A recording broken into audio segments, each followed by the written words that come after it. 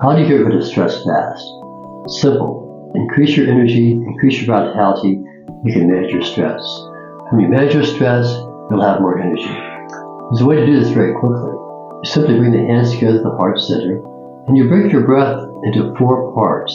It's like a 1/4 inhale, 2/4 inhale, 3/4 inhale, full of breath. You exhale out in 4 parts, pausing the breath at each segment. It sounds something like this. 4 breaths in, and then 4 exhales out. For up to 3 minutes or more, increase a lot of vitality, a lot of energy, stress levels drop down. Less stress levels drop down, you have more energy. Vitality and stress, they work together.